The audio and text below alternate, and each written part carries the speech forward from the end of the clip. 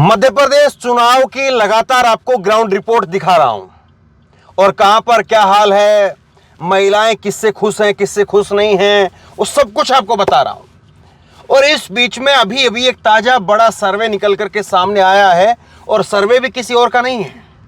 सर्वे भी आप ये कह सकते हैं कि गोदी चैनल टाइम्स नाउ का है और टाइम्स नाउ के सर्वे को भी देख करके भाजपाइयों की नींद उड़ जाएगी।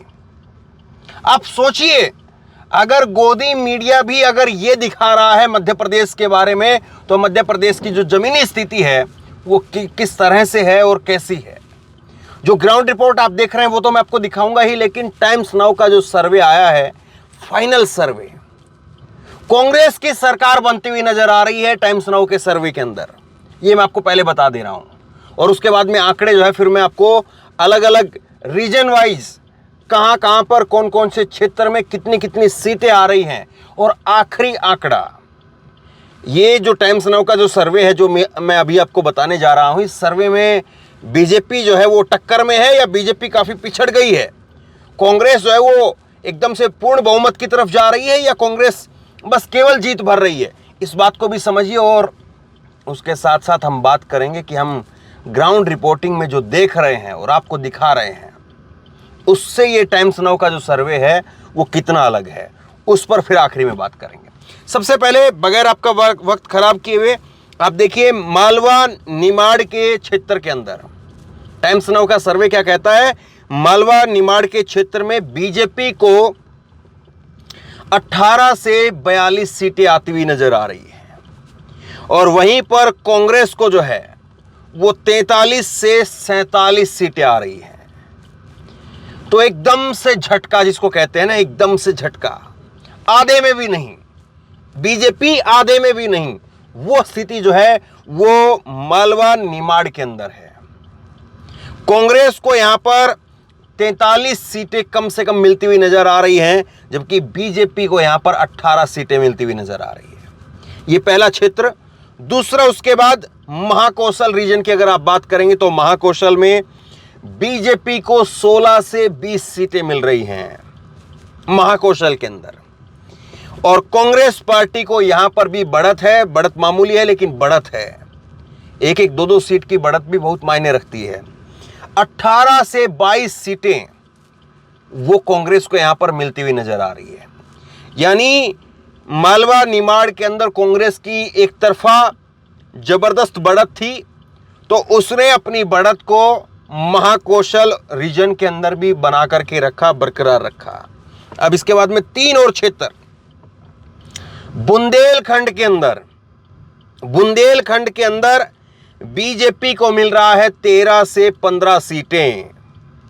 कांग्रेस मामूली जो है वो अंतर से पीछे है और कांग्रेस को 11 से 13 सीटें बुंदेलखंड के अंदर मिलती हुई नजर आ रही है।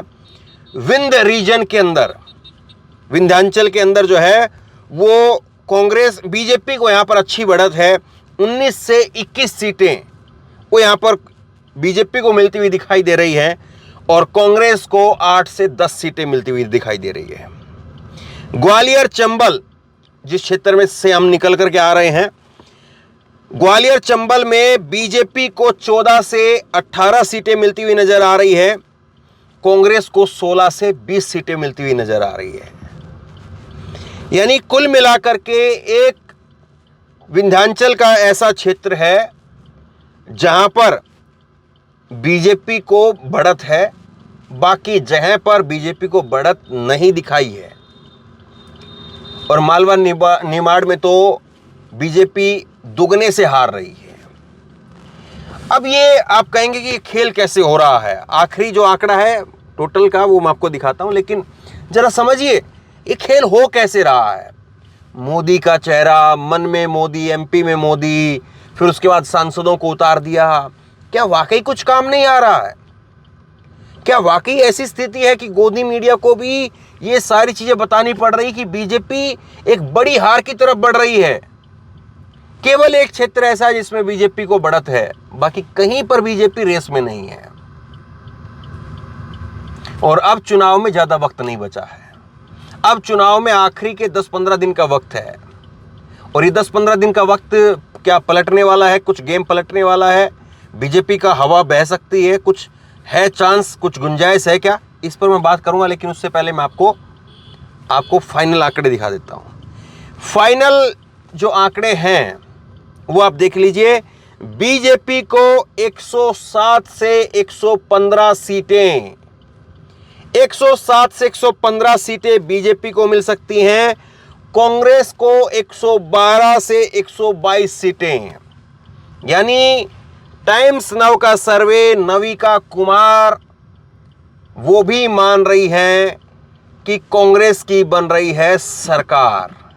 नविका कुमार का ऐलान, कांग्रेस की सरकार।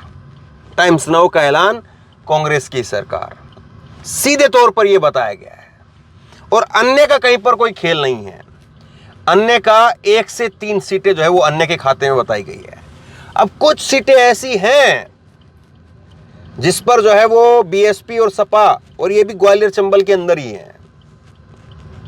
बाकी जहां पर वो जो है वो बीएसपी और एसपी का उतना कुछ खास है भी नहीं, लेकिन वहां पर भी वो जीत करके सीटों में तब्दील हो पाए, इस बात की गारंटी बहुत कम है।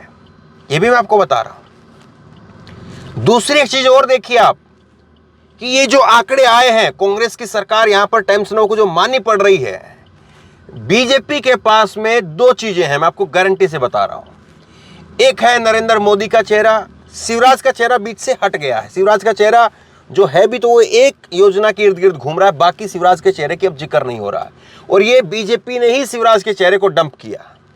बीजेपी की वजह से ही शिवराज के चेहरे को नुकसान हुआ है। अगर बीजेपी शिवराज के चेहरे को इतना उसकी भद नहीं पिटवाती तो नुकसान नहीं होता।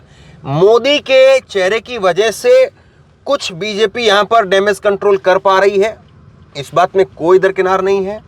जो कुछ वोट अगर मिल भी रहे हैं कहीं से, तो मोदी के नाम पर, बीजेपी के नाम पर वोट है, शिवराज के नाम पर वोट नहीं, क्योंकि शिवराज का चेहरा खुद बीजेपी ने ही डंप कर दिया। शिवराज की अगर कोई योजना का जो लाभ या उससे जो कुछ वोट मिल सकते हैं तो वो लाडली बहना योजना है। लाडली बहना योजना शिवराज भी मानते हैं और मैंने भी जमीन पर जो है अब देख रहा हूं कि हाँ, उसका कुछ न कुछ असर जो है वो दिखाई दे रहा है। कुछ महिला तबका के अंदर इस तरह का वोटर है जो देख रहा है, कुछ महिलाएं हैं, महिला मतदाता हैं जो कहीं ना कहीं प्रभावित हो रही हैं इस बात से कि 1200 रुपये मिल रहे हैं, पहले 1000 रुपये मिल रहे थे, अब 1250 रुपये उसको कर दिया गया है। शिवराज सिंह चौहान कहते हैं कि अब इसको हम 3000 रुपये कर देंगे। कांग्रेस कह रही है हम 1500 करेंगे। लेकिन वही बात होती है कि चलिए जो चीज़ एक बार हाथ में आ जाए तो लोग फिर थोड़ा सा उसमें मानसिकता जो बदल जाती है। अब समझने वाली चीज़ ये है कि क्या इसके अलावा शिवराज सिंह चौहान को लेकर के, मोदी को लेकर के और कोई उत्साह प्रदेश भर के अंदर है? मुझे लगता है कि नहीं, क्योंकि एंटी इनकम्बेंसी अपनी जगह पर है, उसके बाद बगावत वो अपनी जगह पर है, उसके बाद महंगाई वो अपनी जगह पर है, बेरोजगारी वो अपनी जगह पर है। ये सारी चीज बीजेपी खत्म नहीं कर पाई। ना तो 18 साल की जो एंटी इनकम्बेंसी थी उसको बीजेपी खत्म कर पा रही है। एक बहुत बड़ा तबका है, एक बहुत बड़ा वोटर है जो ये मानता है कि 18 साल तक हो गया, 20 साल हो गया है बीजेपी। आज भी मैं सुबह बात कर रहा था, ग्राउंड रिपोर्टिंग आपने देखी होगी। लोग कह रहे हैं कि चलिए ठीक है, मैंने कहा कि अब की बार मुख्यमंत्री बदल देंगे वो लोग। बीजेपी कह रही है कि मुख्यमंत्री बदल सकते हैं। लोग कह रहे हैं कि बीजेपी का मुख्यमंत्री बदल जाएगा तो क्या होगा, बीजेपी की पॉलिसी तो वही रहेंगी ना, सरकार बदलो। तो एक बहुत बड़ा वोटर है जो इस बात को मानता है कि बदलो, उसके यहां पर सुई अटक गई है, वो चाह रहा है बदलो बस। एक वोटर ऐसा है, एक वोटर ऐसा है जो महंगाई से परेशान है। मोदी का भी वोटर है, वो बीजेपी का भी वोटर है, लेकिन महंगाई से परेशान है। अब ये सारी चीजें धीरे धीरे जो है वो असर डाल रही है, नीचे तक मार कर रही है। इस बात में कोई दो राय नहीं है। महंगाई मुद्दा है, बहुत बड़ा मुद्दा है। बीजेपी ने भले ही 200 रुपए सिलेंडर पर कम किए हों, लेकिन आज 100 रुपए जो सिलेंडर के ऊपर बढ़ाए हैं, कमर्शियल सिलेंडर के ऊपर जो 100 रुपए की बढ़ोतरी की है, वो निश्चित तौर पर एक बहुत बड़ा मुद्दा है। महंगाई मुद्दा है। उसके अलावा और बाजार के अंदर जो है तमाम तरीके की महंगाई है। सब्जियों में महंगाई है, दूध में महंगाई है, कपड़े में महंगाई है, खाने पीने की और वस्तुओं में महंगाई है, बच्चों की स्कूल फीस के अंदर महंगाई है, हर चीज़ में महंगाई है। तो वो चीज़ असर डाल रही है। उसके अलावा बेरोजगारी युवाओं के अंदर सबसे बड़ा असर डाल रही है। युवाओं के पास रोजगार नहीं, वो सबसे बड़ा मुद्दा है। शिवराज सिंह चौहान का चेहरा जो एक फटीग फैक्टर जो एक निकल करके आता, सर्वे में कहा जाता है फटीग फैक्टर यानी कि बार बार वही चेहरा। तो शिवराज सिंह चौहान के चेहरा, आप देखिए बीजेपी के लिए मुसीबत ये थी, बीजेपी यहाँ पर गुजरात वाला मॉडल इसलिए लागू नहीं कर पाई क्योंकि गुजरात में पूरी की पूरी सरकार उठा करके बदल दी थी। कोई कुछ नहीं बोल पाया, चू तक किसी ने नहीं किया। मुख्यमंत्री, पूरी कैबिनेट सब बदल दिया गुजरात के अंदर, चुनाव से पहले बदल दिया, चुनाव जीत भी गई। लेकिन मध्य प्रदेश में पॉसिबल नहीं था। उत्तराखंड के अंदर 3-3 बार सीएम बदल दिया, लेकिन मध्य प्रदेश में पॉसिबल नहीं था। अगर पॉसिबल होता तो बीजेपी 1 साल भर पहले कर देती इस चीज़ को, 6 महीने भर पहले कर देती। लेकिन शिवराज सिंह चौहान खूंटा गाड़ करके बैठे हुए। शिवराज सिंह चौहान साफ तौर पर कह रहे हैं कि भैया मैं नहीं तो फिर आप भी नहीं। वो तो साफ तौर पर कह रहे हैं कि मामा मुख्यमंत्री बनना चाहिए कि नहीं बनना चाहिए, और अगली ही लाइन के अंदर वो कह देते हैं कि मोदी प्रधानमंत्री बनना चाहिए कि नहीं बनना चाहिए। मतलब कि मामा को नहीं बनाओगे तो मोदी को भी नहीं बनने देंगे साहब, ये वाली स्थिति है। तो कुल मिलाकर के ये सारी चीजें हैं और ये सारी चीजें असर डाल रही हैं, और इसीलिए जो है ऊपर भी अपनी किसी तरह से विश्वसनीयता बचाने के लिए ये सारे चैनल अब जो है वो कह रहे हैं कि साहब हाँ मध्य प्रदेश में तो खेला हो रहा है, मध्य प्रदेश में तो सरकार जो है वो जा रही है। और यकीनी तौर पर अगर आप देखेंगे सर्वे, अगर आप देखेंगे टटोल करके आप देखेंगे, महिला कम बोल रही हैं। अब वो महिलाएं जो कम बोल रही हैं, अब पिछली एक वीडियो थी उसमें मैंने कहा था वोकल नहीं है, किसी ने सुन लिया गलती से कि अकल नहीं है। मैंने कहा भी उसमें कि मैंने ऐसा नहीं कहा कि महिलाओं में अकल नहीं है, वोकल नहीं है यानी बोलती कम है। आज भी मैंने शाम को बात किया है, करवा चौथ के ऊपर ही शाम को मैंने बात की महिलाओं से, और उसमें देखिए महिलाएं बोल रही हैं, कुछ महिलाएं बोल रही है। तो महिला वोटर जो बीजेपी के साथ जा सकता था, वो महिला वोटर भी बीजेपी से छिटक रहा है। उस महिला वोटर के अंदर भी अगर आप महंगाई को कंट्रोल कर लेते तो आपको एक बड़ा वोट बैंक सीधे तौर पर मिल जाता। लेकिन आप महंगाई को कंट्रोल नहीं कर पाए और इसके बदले में आपको नुकसान ये उठाना पड़ रहा है कि मध्य प्रदेश का जो सबसे बड़ा वोट बैंक है, महिलाओं का वोट बैंक, पुरुषों से ज़्यादा महिलाएं हैं, वो आपसे खफा हो गया है, वो आपसे नाराज हो गया है, और वो सीधे तौर पर दिख रहा है। बहरहाल ग्राउंड रिपोर्टिंग जो है हम लोग दिखा रहे हैं, अलग अलग इलाकों में जा रहे हैं, अलग अलग इलाकों में जा करके ग्राउंड रिपोर्टिंग कर रहे हैं। एक बात बड़ी जो है वो चुभती है काफ़ी बार, ग्राउंड रिपोर्ट को पता नहीं आप लोग क्यों नहीं देख रहे हैं। बहुत शानदार ग्राउंड रिपोर्ट, कल परसों जो है हम लोगों ने ग्राउंड रिपोर्टिंग की शिवपुरी के अंदर, बहुत शानदार तरीके से लोगों ने अपनी समस्याएं रखी, और उन समस्याओं को मैंने भी, वहाँ पर कुछ लोग मौजूद थे वहाँ पर मैंने भी बोला। लेकिन पता नहीं क्या ग्राउंड रिपोर्ट को आप नहीं देख रहे हैं। और हम लोग इतनी दूर से आए हैं, गाड़ी भी सब कुछ टीम वगैरह लेकर के चल रहे हैं, वैसे में अगर ग्राउंड रिपोर्टिंग आप नहीं देख रहे हैं तो फिर वो चीज़ बड़ी चुभती है। आप बताइए अगर आप ग्राउंड रिपोर्टिंग देखना चाहते हैं कि नहीं देखना चाहते हैं। अगर आप ग्राउंड रिपोर्टिंग नहीं देखना चाहते हैं तो बताइए, फिर अगर केवल स्टूडियो की खबरें अगर आप देखना चाहते हैं तो ठीक है, हम लोग वापसी लौट जाते हैं वहाँ से, फिर आपको स्टूडियो से वही जो है वो अपडेट लगातार देते रहेंगे, और बल्कि स्टूडियो से ज़्यादा अच्छी अपडेट दी जा सकती है, क्योंकि यहाँ पर ग्राउंड रिपोर्टिंग के समय पर जो है कभी नेट नहीं होता है, कभी जो है वो कहीं पर जो है वो जल्दी से समय नहीं मिल पाता है, कहीं पर लोग नहीं मिल पाते हैं, कहीं पर बात करने के लिए माहौल नहीं मिल पाता है, तो बहुत बार बहुत सारी दिक्कतें होती हैं।